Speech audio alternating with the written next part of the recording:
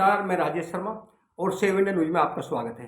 आज हम बात करते हैं सहारनपुर की, और सहारनपुर में बेहट विधानसभा की, क्योंकि अभी ना कोई विधानसभा चुनाव है, ना कोई मेंबर ऑफ पार्लियामेंट का चुनाव है और ना अभी कोई विधान परिषद का चुनाव है। लेकिन एक सपा नेता के रूप में एक ऐसा नौजवान रोहित सिंह राणा जो लगातार वह सपा के लिए काम कर रहे हैं, और अभी क्योंकि कोई चुनाव नहीं है और हम लगातार देख रहे हैं कि बेहट विधानसभा में जिस तरफ रोहित सिंह राणा चलते हैं उस तरफ युवाओं का एक बड़ा जन्म सैलाब उमड़ता है।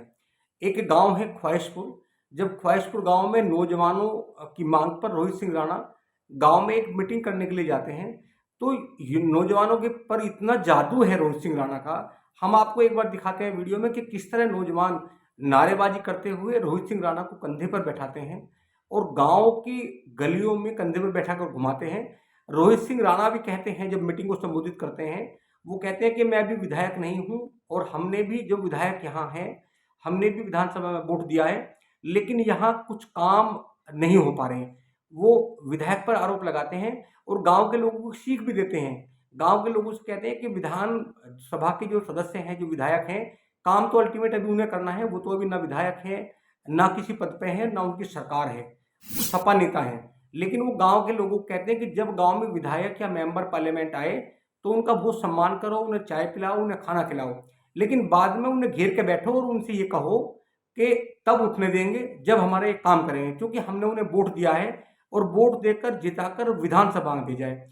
तो हम इस नौजवान को दिखाते हैं, रोहित सिंह राणा को, कि किस तरह जनता का जादू रोहित सिंह राणा पर चढ़ा हुआ है और नौजवान कितना प्यार भी कर रहे हैं और किस तरह कंधे में बैठा कर ले जा रहे हैं और किस तरह नारेबाजी कर रहे हैं। आप देखिए एक रिपोर्ट। नहीं, हम नहीं कह रहे इस बात को, हम इस बात को कह रहे हैं कि जब कोई काम पड़ेगा उस काम के टाइम पे मुझे घंटी मारियो, और अगर मैंने काम कर दिया तो फिर मेरे लिए भी ईमानदारी रखियो।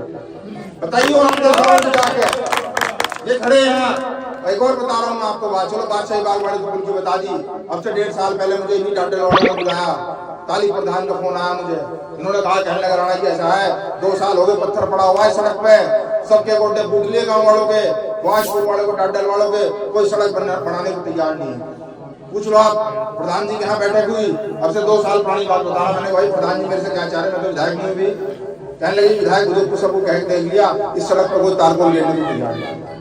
पूछ लो प्रधान साहब, पूछ लो जाके फुरकान भाई से। मैंने कहा ऐसा है, जब दोबारा आऊंगा गाँव में तो तारकोल लेकर आऊंगा, यानी बिना तारकोल के गाँव में नहीं आने।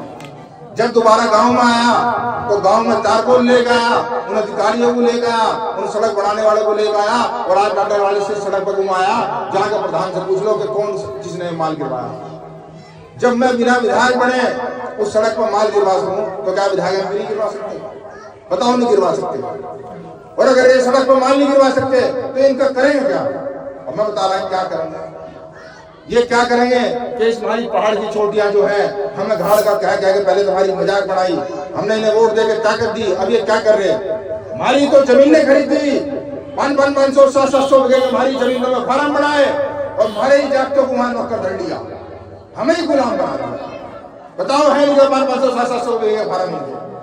अरे इसलिए वोट दिया था तुम्हें, अरे वोट दिया था तुम्हारे यहाँ स्कूल बनाओगे, हमारे यहाँ पॉपुलर सबसे ज्यादा पॉपुलर की फैक्ट्री बनाओगे, हमारे यहाँ गेहूं और धान सबसे ज्यादा, कोई मंडी बनाओगे। हम अपना लंगड़ा 10 रुपए किलो बेच रहे हैं, हमें ये उम्मीद थी इस लंगड़े 4 हम जो 10 रुपए किलो बेच रहे और माजा खरीद रहे 80 रुपए की है। हमें ये उम्मीद थी कि हमारे यहाँ कोई जूसिंग का प्लांट लगाओगे, हमारे लोगों को रोजगार मिलेगा। अरे इसलिए वोट दिए थे, मैंने भी वोट दिया।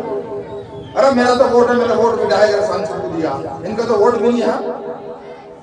समझो इस बात को, वोट इसलिए दिया था कि हमारे यहाँ काम हो। और इन्होंने क्या करा? हमारी जमीनें खरीदी, हमारे यहाँ 500 700 रुपए फार्म बनाए और हमारे ही लंडों को इन्होंने वहां नौकर बना दिया। तो क्या हमने इनकी नौकरी करने के लिए वोट दिया था? मेरी सुन लो बात, मेरे घर के बारे में पता कर लियो।